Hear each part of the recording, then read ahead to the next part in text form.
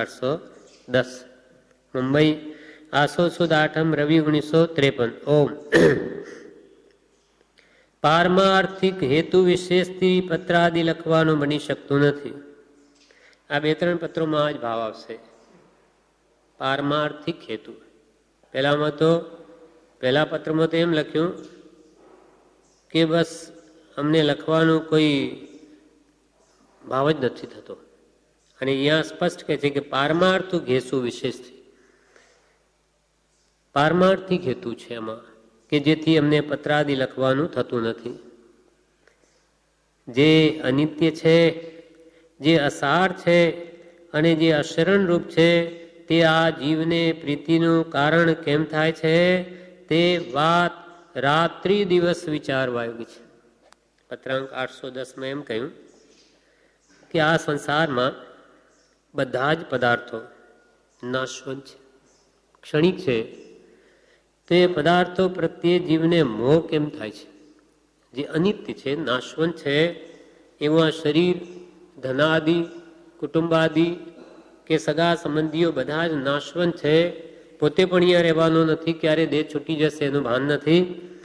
છતાં એવું અનિત્યપણું જાણી અને આ સંસારમાં એને મોહ કેમ થાય છે એમ કૃપાલદેવ પોતે આ પત્રમાં લખે છે. જે અનિત્ય છે, જે અસાર છે અને જે અશરણ રૂપ છે તે આ જીવને પ્રીતિનું કારણ કેમ થાય છે તે વાત રાત્રિ દિવસ વિચારવા આવ્યું છે. રાત દિવસ આ વાતને કે વિચારો કે જે સંસારનું સ્વરૂપ નાશવંત, ક્ષણિક, અસાર અને અશરણ રૂપ છે એવા સંસારમાં આ જીવને મોહ કેમ થાય છે એ વાત રાત દાડો વિચારવા જેવી છે. કેમ કે વિચાર ન કરે તો એને ખ્યાલમાં ના આવે કે શું અનિત્ય, શું અસાર અને કેવી રીતે આ વિશ્વ અશરણ રૂપ છે. પણ વિચાર કરે તો સમજાય એવું છે. કેમ કે આપણે અહીંયા આવ્યા, કોઈ અહીંયા કાયમ રહેતું નથી, બધાને જવું જ પડે. આપણા બાપ દાદાઓ ગયા, આપણે જવાનું છે. તો આ અનિત્યપણું સ્પષ્ટ છે. તેમજ આ સંસારમાં શું સાર છે? માત્ર મોહ, મોહ ને મોહ છે. રાગ દ્વેષાદિ પરિણામ કરી અને આ જીવ હંમેશા દુઃખ જ ભોગવે છે.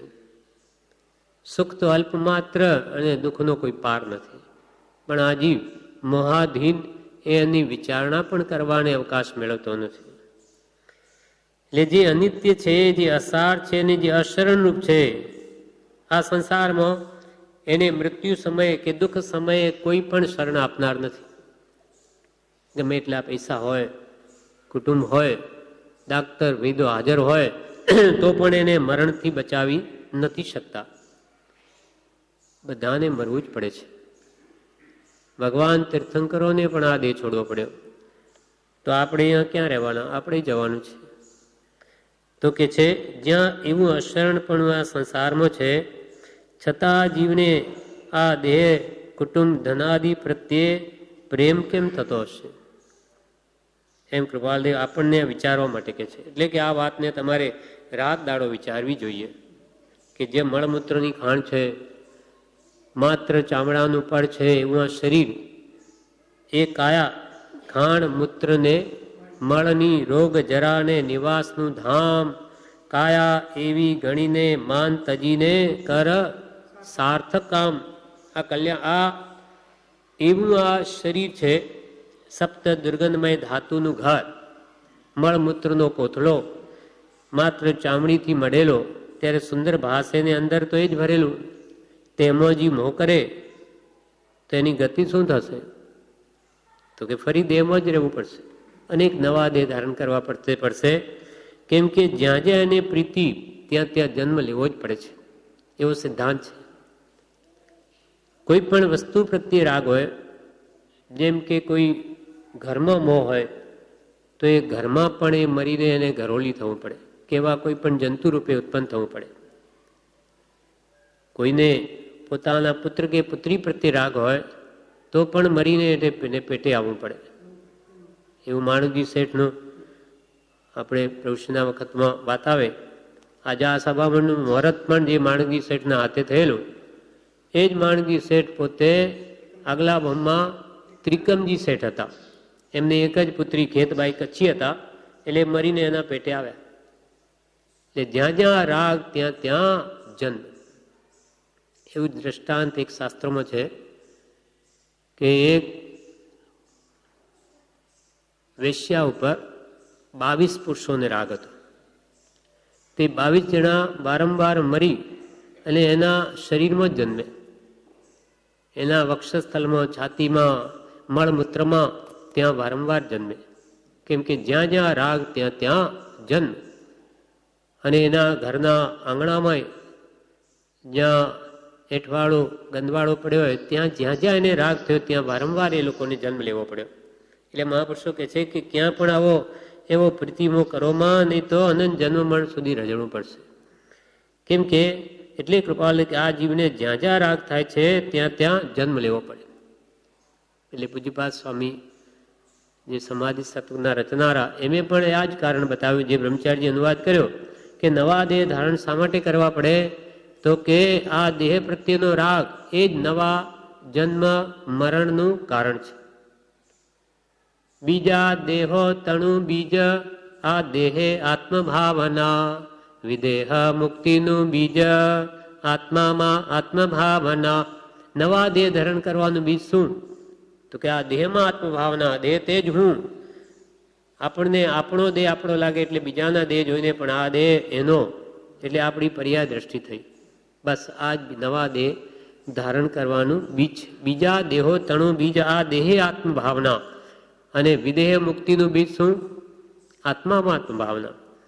આપણો આત્મા આપણા આત્મામાં જ પોતાપણું કરે, દેહમાં પણ પરપણું માને તો એના જન્મ મરણ વધે નહીં.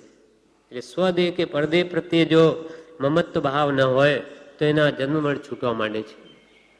એટલે કૃપાલ કે આ અનિત્ય, અસાર અને અશરણરૂપ ત્યાં સંસાર જીવને પ્રીતિનું કારણ કેમ થાય છે તે રાત્રિ દિવસ વિચારવા આવ્યું છે. સમ મિલીને નયન ન કિંચિત અસ્તિ. આપણી આંખો જ્યારે મીચાઈ જશે, નક્કી નથી કાલે કે આજે, કાંઈ નક્કી નથી. પછી આપણા માટે આ વિશ્વમાં કાંઈ જ નથી. આપ મુએ ડૂબ ગઈ દુનિયા, આપણે ચાલ્યા ગયા પછી ગમે તેટલું હોય તો શું કામનું. એટલે કે જ્યાં સુધી તારા હાથમાં બાજી છે ત્યાં સુધી આત્મિત કરી લે, નહીં તો અનંત ભાવ ભોગ ગયા તેમ આવી જશે. જરા ન પીડે જ્યાં સુધી, વ્યાધિ વધી ના જાય, મંદ પડે ના ઇન્દ્રિયો ત્યાં સુધી ધર્મ સધાય. જ્યાં સુધી વૃદ્ધાવસ્થા આવીને ઘેરી નથી, રોગ શરીરમાં આવ્યા નથી, યુવાનીની શક્તિ છે ત્યાં સુધી એનો સદુપયોગ કરીને આત્મિત કરી લો, નહીં તો આ બાજી હાથમાંથી ચાલી જશે. પછી દુઃખ દુઃખ ને દુઃખ જ છે. મનુષ્ય વાર વાર નથી મળતા, પછી બધી ખોટી ગતિઓ જ ઊભી છે. જે અનિત્ય, જે અસાર છે અને જે અસરણ રૂપ છે, એટલે કૃપાલદેવે કહ્યું 12 ભાવનાઓ, સર્વજ્ઞનો ધર્મ સુસરણ જાણી, આરાધ્ય આરાધ્ય પ્રભાવયાણી, અનાથ એકાંત સનાત થાશે, એના વિના કોઈ ન બાયસ્યાસે. એના વિના કોઈ તારી બાહ પકડનાર નથી. સર્વજ્ઞનો ધર્મ, સર્વજ્ઞ પુરુષો જે કહ્યો તે જ આ જગતનો સારરૂપ છે. સર્વજ્ઞનો ધર્મને શું શરણરૂપ જાણી, આરાધ્ય આરાધ્ય પ્રભાવાણી, ખૂબ ભાવ સહિત એ સદધર્મની આરાધના કર. આરાધ આરાધ પ્રભાવાણી કે અનાથ એકાંત સનાથ થશે. તું એકાંત અનાથ છે. આ જગતમાં તારી રક્ષા કરનાર કોઈ નથી. અનાથ એકાંત સનાથ થશે તો પણ તું સનાથ બની જઈશ. જો વિતરાગ પુરુષની આરાધના કરે, એનું શરણ લે તો સનાથ બની જઈશ. અનાથ એકાંત સનાથ થશે, એના વિના કોઈ ન બાંધશે. આ વિતરાગ પરમાત્માના શરણ સિવાય આ સંસારમાં તારી રક્ષા કરનાર બીજું કોઈ નથી. એમ જે અનિત્ય, જે અસાર અને જે અશરણરૂપ છે એવો આ સંસાર તે જીવને પ્રીતિનું કારણ કેમ થાય છે એ વાત રાત્રિ દિવસ વિચારવા આવ્યું છે. રાત દિવસ કે છે આના માટે વિચારવું જોઈએ કે આ હું સામો મોહ કરું છું, મારું જીવન સામો જાય છે. ભગવાન તીર્થંકરો પણ જ્યારે સંસાર છોડે છે ત્યારે આ જ ભાવનાઓ ભાવે છે. ભાવ, તનને ભોગ, આ ત્રણ વસ્તુનો વિચાર કરીને સંસાર છોડે છે. ભવ તન ભોગ વિરત કદાચિત ચિંતયે, ધન જોબન પિય પુત કલતય નિતયે, કોન શરણ મરણ દિન દુઃખ ચહુ ગતિ ભર્યો, સુખ દુઃખ એ કહી ભોગત જીય વિધિ વશ પર્યો. ભાવ, તનને ભોગ. ભાવ એટલે સંસાર, તન એટલે શરીર અને ભોગ એટલે પાંચ ઇન્દ્રિયના વિષયો. આ ભાવ, તનને ભોગ આને લઈને આખો સંસાર છે. એનાથી વિરક્ત થઈને ભગવાન 12 ભાવનાનું ચિંતન કરે. આ સંસાર અનિત્ય છે, અસાર છે, અશરણ છે, હું એકલો જ છું, મારું કોઈ નથી એમ. અને ધર્મ દુર્લભ ભાવનાઓ, બોધિ દુર્લભ ભાવના ભાવે કે ધર્મ કેટલો દુર્લભ છે પ્રાપ્ત થવો, તે આ કાળમાં આપણને મળ્યો. સમ્યક દર્શનની પ્રાપ્તિ અનંત કાળમાં નહીં થઈ એવો યોગ આવ્યો તો પણ આ જીવ મોહથી ખસતો જ નથી. એટલે અનાદિથી આને ત્યાં પ્રીતિ કેમ થાય છે એ વાત રાત્રિ દિવસ વિચારવા આવી છે. પોતાની ભૂલ જુએ તો કોઈ કાળે હાથમાં પણ આવે. તે વાત રાત્રિ દિવસ વિચારવા યોગ્ય છે. એટલે કૃપાલદેવે કહ્યું આ જગત કેવું છે? વિદ્યુત લક્ષ્મી પ્રભુતા પતંગ, આયુષ્ય તે તો જળના તરંગ, પુરંદરી ચાપયનંગ રંગ, શું રાચીએ ત્યાં ક્ષણનો પ્રસંગ. વિદ્યુત લક્ષ્મી, ગમે એટલા રૂપિયા હોય, પૈસા હોય, નાનીઓની દ્રષ્ટિમાં તો બધું જ ધૂળ છે. ગોધન ગજધન કંચન, ગોધન ગજધન રતન ધન, કંચન ખાન સુખાન જવાવે સંતોષ ધન, સબ ધન ધૂળ સમાન. નાનીઓને મન તો બધું રજકણ કે રિદ્ધિ વૈમાનિક દેવની સર્વે માન્યા પૂતગલ 100, બધા જ પૂતગલો ભાસે છે. એમ ગમે એટલું ધન હોય પણ એ જતા કે વાર ન લાગે. આજે છે ને કાલે ભિખારી બની જાય. ધમ્મિલ નામનો એક શેઠ હતો, ધમ્મિલ. તે ઘરમાં કરોડોનું ધન, એકાએક દીકરો, માતા પિતાને એટલો વૈરાગી કે એને કોઈનો સંગ જ ન કરે. આખો દાડો ભક્તિ કરે, વાંચન વિચાર સિવાય કંઈ નહીં, સત્સંગ કરે એ જ ગમે. એટલે માતા પિતાને મને એવો મોહ લાગ્યો કે આ પુત્ર પરણે તો સારું, પણ એને તો ગમે નહીં. કે ના, હું તો લગ્ન નહીં કરું. છતાં પણ એને કોઈ રીતે જાણે લગ્ન કરે એના માટે એને સમજાવીને ગમે તેમ એને પરણાવી દીધી એક શેઠ પુત્રી. પછી કહેતો બધું ઠેકાણે આવશે, તો પણ એ તો વિરક્ત, કોઈ દિવસ એ તરફ જાય જ નહીં. એટલે માતાએ પૂછ્યું કે તું જાય છે? એને ખબર પડી ગઈ માને.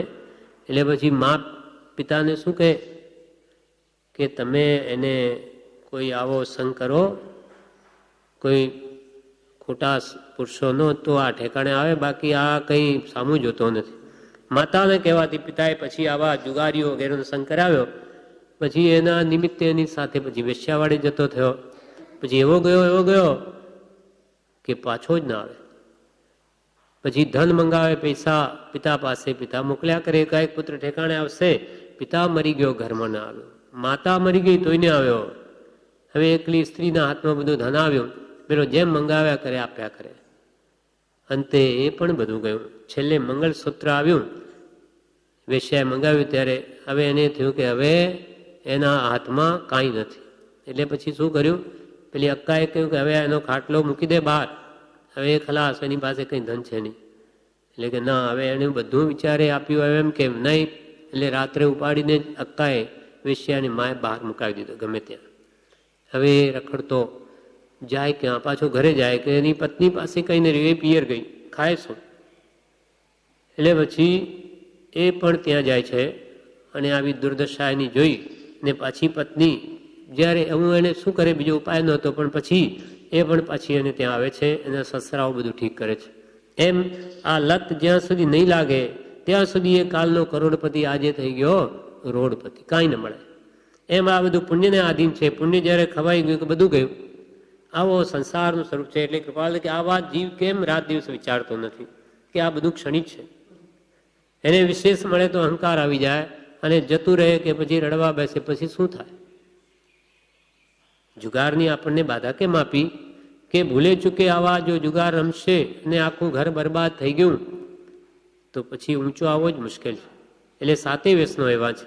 એટલે આપણને પહેલાથી જ એની પ્રતિજ્ઞા આપી દે છે કે આ વ્યસનો સેવીશ તો તારી દુર્ગતિ થશે ખોટી. એટલે આપણને દુર્ગતિથી બચાવવા માટે જ આ વ્યસનોનો ત્યાગ કરાવે છે કે બધું નાશવંત છે. એમાં વિશેષ મોહ કર્મ. જે અનિત્ય છે, જે અસાર છે અને જે અશરણરૂપ છે તે આ જીવને પ્રીતિનું કારણ કેમ થાય છે તે વાત રાત્રિ દિવસ વિચારવા આવી છે. રાત દિવસ વિચારવા આવી છે. લોક દ્રષ્ટિ અને જ્ઞાનીની દ્રષ્ટિને પશ્ચિમ પૂર્વ જેટલો તફાવત છે, લૌકિક દ્રષ્ટિ અને જ્ઞાનીની દ્રષ્ટિને આકાશ પાતાળ જેટલું અંતર છે. જ્ઞાનીની દ્રષ્ટિ પ્રથમ નિરાલંબન છે, રુચિ ઉત્પન્ન કરતી નથી, જીવની પ્રકૃતિને મળતી આવતી નથી. તેથી જીવ તે દ્રષ્ટિમાં રુચિમાં થતો જ નથી. પણ જે જીવોએ પરિસહ વેઠીને થોડા કાળ સુધી તે દ્રષ્ટિનું આરાધન કર્યું છે તે સર્વ દુઃખના ક્ષયરૂપ નિર્વાણને પામ્યા છે, તેના ઉપાયને પામ્યા છે. કહે લોક દ્રષ્ટિ ને જ્ઞાનીની દ્રષ્ટિ. લૌકિક દ્રષ્ટિ ને જ્ઞાનીની દ્રષ્ટિમાં આકાશ પાતાળનું અંતર છે. લોક દ્રષ્ટિ એટલે આપણે બધા લૌકિક જીવો છે. આપણે ગ્રહણમાં સુખ માનીએ, જ્યારે જ્ઞાનીઓ ત્યાગમાં સુખ માને. આપણે દેહને જ પોતાનો માનીએ, જ્યારે જ્ઞાનીઓ તો આત્માને પોતાનો માને, દેહને પર માને. એમ જ્ઞાની પુરુષો ની આપણા કરતો બધી ક્રિયા વિપરીત છે. આપણને જગતને રૂડું દેખાડવે છીએ ગમે તેમ, એમને તો માત્ર આત્માનું જ રૂડું કરવું છે, જગતને કંઈ બતાવવું જ નથી. અરે એ જીવો સંસારને દુઃખરૂપ માને, જ્યારે આપણે સુખરૂપ માનીએ. એટલે જ્ઞાનીની દ્રષ્ટિને આપણી દ્રષ્ટિમાં તો પૂર્વ પશ્ચિમ જેટલો તફાવત છે. એટલે આપણે દુઃખી છીએ હંમેશા. આપણે રાગમાં સુખ માનીએ, જ્યારે જ્ઞાની તો વિતરાગતામાં સુખ માને. આપણે રાગ મોહ કરીને આનંદ માનીએ, જ્યારે જ્ઞાનીઓ કે એ જ દુઃખ છે. એ તને આજે ખબર ન પડે, પણ એનું ફળ કેટલું ભયંકર આવશે એ તને આજે ખ્યાલ ના આવે. જ્ઞાની જાણે છે, માટે પહેલાથી સાવચેત રહે. એટલે જ્ઞાનીની છે અલૌકિક દ્રષ્ટિ, આપણી છે લૌકિક દ્રષ્ટિ, તુચ્છ દ્રષ્ટિ. આપણે સામે પ્રત્યક્ષ સુખ જોઈએ છે બિલાડીની જેમ. બિલાડો સામે દૂધના વાટકો હોય, દૂધનું તેમાં મોઢું ઘાલે, એને ખબર નથી કે ઉપરથી આમણો લાકડી પડશે, એને દૂધ જ દેખાય. તેમ આપણે આ વર્તમાનના ભૌતિક સુખો જોઈએ, પણ એનું ફળ શું આવશે એનો વિચાર જ નથી કરતા.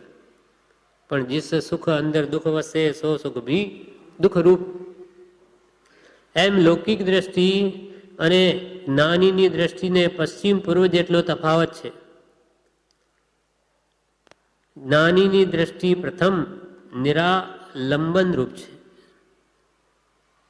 એટલે એ કાળકૂટ વિષની પેઠીને મૂંઝવે છે, કેમ કે ત્યાગ જીવને ગમતો નથી. જ્ઞાની તો ત્યાગમાં સુખ માને, જ્યારે આપણે ગ્રહણમાં. એટલે પ્રથમ અવસ્થાએ જ્ઞાનીઓનો જે ઉપદેશ છે તે આપણને સુખરૂપ નથી લાગતો, રુચિકર નથી લાગતો. જ્ઞાનીની દ્રષ્ટિ પ્રથમ નિરાવલંબન છે, રુચિ ઉત્પન્ન કરતી નથી, જીવની પ્રકૃતિને મળતી આવતી નથી.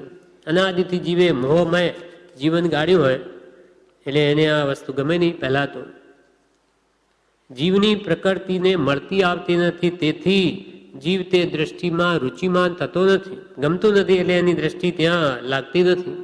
પણ જે જીવોએ પરિસહ બેઠીને થોડા કાળ સુધી તે દ્રષ્ટિનું આરાધન કર્યું છે તે સર્વ દુઃખના ક્ષયરૂપ નિર્વાણને પામ્યા છે તેના ઉપાયને પામ્યા છે. પણ જે જીવોએ દુઃખ વેઠીને પણ જે જ્ઞાનીએ કહ્યું તેમજ વર્ત્યા છે, એની આજ્ઞામાં જ મારું હિત છે એમ માન્યું છે, એ જીવો કાળે કરીને સર્વ દુઃખના ક્ષયરૂપ મોક્ષને પામે છે. નિર્વાણ એટલે મોક્ષ. તે જીવો સર્વ દુઃખના ક્ષયરૂપ નિર્વાણને પામ્યા છે તેના ઉપાયને પામે છે. કાં તો મોક્ષને પામ્યા, કાં એ મોક્ષ કેવી રીતે થાય એના માર્ગને પામ્યા. જેનું વર્તન શુદ્ધ છે, સદાચારમય છે. કેમ કે આચાર પ્રથમો ધર્મ. ધર્મ આચારે પહેલું પગથિયું છે. આચારો પ્રથમો ધર્મ. પહેલો જો પગથિયું ન હોય તો બીજા આગળ કેવી રીતે જવાય? એ મોક્ષ માર્ગમાં આગળ વધી શકે નહીં. એટલે પહેલું પગથિયું સદાચાર છે. સદાચારમાં જો ખામી તો એની બધામાં ખામી.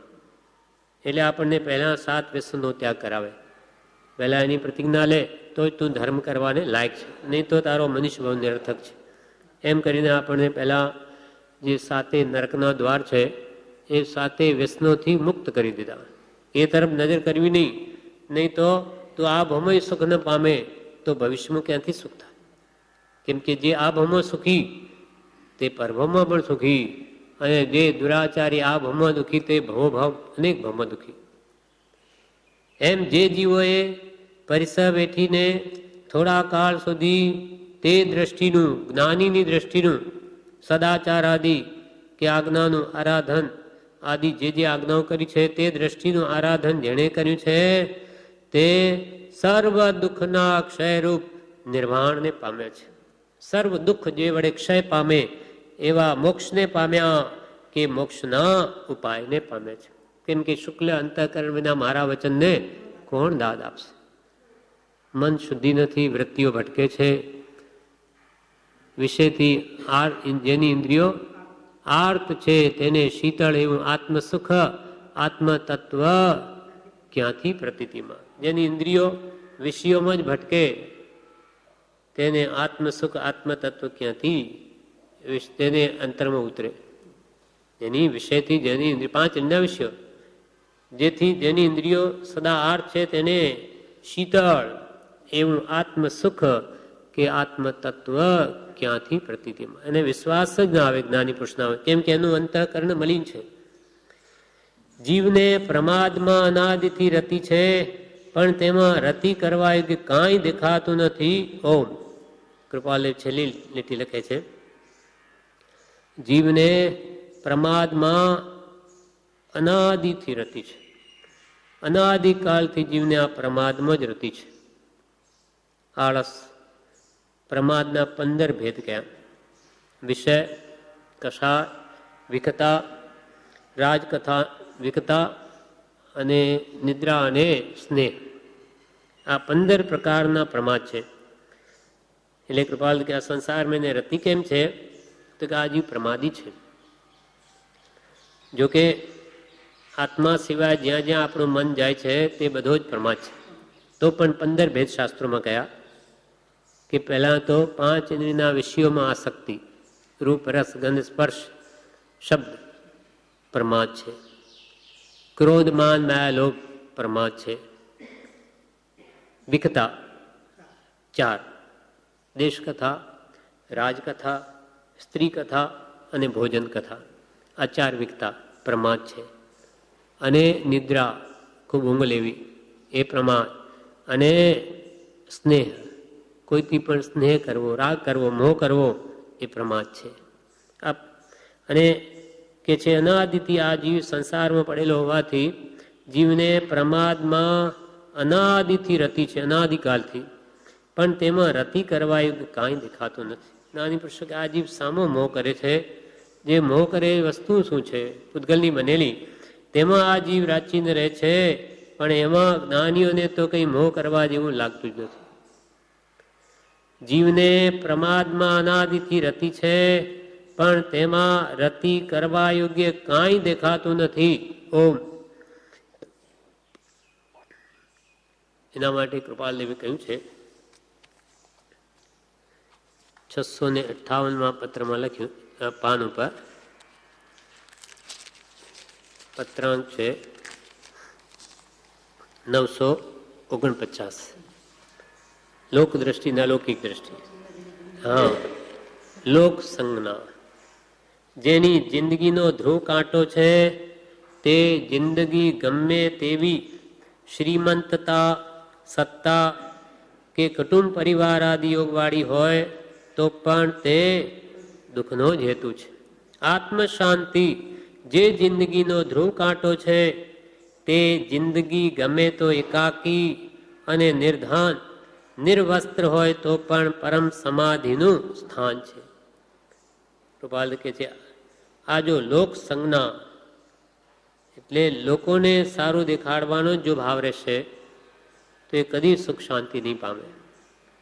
લોક સંજ્ઞા જેની જિંદગીનો ધ્રુવ કાંટો છે, ધ્રુવ કાંટો જે હરીફરીને હંમેશા ઉત્તર દિશામાં જ રહે, એટલે ગમે તેમ કરીને મારે તો લોકોને કેમ સારું લાગે, એ જ જો લક્ષ્ય રહ્યો તો પછી કે છે ગમે તેટલો તું શ્રીમંત હોય, સત્તા તારી પાસે હોય કે કુટુંબ પરિવાર હોય તો પણ તને દુઃખ જ થશે, તું સુખી નહીં થાય. લોક સંજ્ઞા એટલે જગતને રૂડું દેખાડવા જીવે અનંતવાર પ્રયત્ન કર્યો પણ તેથી કંઈ રૂડું થયું નહીં. એક આત્મને રૂડું કરવામાં કાળ ગાળે તો અનંત ભાવનું સાટું વળી રહે એમ છે. લોક સંજ્ઞા જેની જિંદગીનો ધ્રુવ કાંટો છે તે જિંદગી ગમે તેવી શ્રીમંતતા, સત્તા કે કુટુંબ પરિવાર આદિ યોગવાળી હોય તો પણ તે દુઃખનો જ હેતુ છે. આત્મ શાંતિ જે જિંદગીનો ધ્રુવ કાંટો છે તે જિંદગી ગમે તો એકાકી અને નિર્ધાન નિર્વસ્ત્ર હોય તો પણ પરમ સમાધિનું સ્થાન છે. લોકોને સારું દેખાડવાનો ભાવ છે તો ગમે એટલા પૈસા, સત્તા કે પરિવાર હોય તો પણ એ દુઃખ જ આપશે, દુઃખના જ હેતુ, દુઃખના જ કારણો છે. કેમ કે લોક સમુદાય સંપૂર્ણ ક્યારેય પણ ભલો થવાનો નથી. ગમે એટલું આપણે કરીએ કે બધા રાજી થવાના નથી. એટલે આત્મ શાંતિ પણ જેની જિંદગી ગમે તેમ કરીને મારે તો મારા આત્માની શાંતિ જોઈએ, એવો જેનો ધ્રુવ કાંટો જે લક્ષ્ય છે તે ભલે ને એકલો હોય, પૈસા પણ ન હોય, નિર્ધન હોય કે નિર્વસ્ત્ર હોય તો પણ કૃપાલ કે તે પરમ સમાધિનું સ્થાન છે. પુણ્ય શ્રાવક હતો, શું કમાવતો હતો રોજનું, પણ મનમાં પરમ સંતોષ હતો કે બહુ છે, પેટ ભરાય છે, ભગવાનની ભક્તિ થાય છે, એથી વિશેષ શું જોઈએ. તો બે આના કમાવી લે, આજની આજીવિકા થઈ ગઈ કે બંધ. પછી ભક્તિ, સ્વાધ્યાય, ધ્યાન આમાં જ લીન રહે. તો એની સામાયિક સૈનિક મહારાજાએ પણ વખાણી, ભગવાન મહાવીરે પણ વખાણી. અને સૈનિક રાજાને કહ્યું કે એની એક સામાયિક જો તું ખરીદી લે તો તું નરકે જતો બચી જાય. સૈનિક મહારાજે પૂછ્યું ત્યારે કહ્યું કે મને નરગતિમાં નહીં જાવ એનો શું ઉપાય? તો કે એક પુણ્ય શ્રાવકની સામાયિક ખરીદી લે તો નહીં જાય, એક જ સામાયિક. એટલે એક સામાયિક એટલું બધું પુણ્ય બાંધતો હતો કે આખું મગધ દેશનું રાજ સૈનિકનું આપી દે તો પણ એનો એક નવા પૈસા બરાબરી પણ એ પુણ્ય એના પાસેથી ખરીદી ન શકે, એટલું બધી પુણ્યની કમાણી કરતો હતો. એટલે જે આરાધના માનવ દેહથી આપણે થઈ શકે એ કોઈ બીજા દેહમાં થવાની નથી. એટલે જ્ઞાની પુરુષ શરણ, અનિત્ય, અસાર આ સંસારનું સ્વરૂપ જાણી લોકોને દેખાડવાનો સારો ભાવ મૂકી દઈ હવે જ્ઞાનીની દ્રષ્ટિએ વર્ત તો એમાં તારું કલ્યાણ છે. નહીં તો આ ભાવ આત્મા ચાલ્યો જશે ને પછી તું દુઃખી દુઃખી થઈ જઈશ, ગમે તે ગતિમાં ભરાઈ જઈશ અને ત્યાં આનંદ દુઃખ પામીશ. આ પ્રમાણે આ પત્ર પૂરો થયો.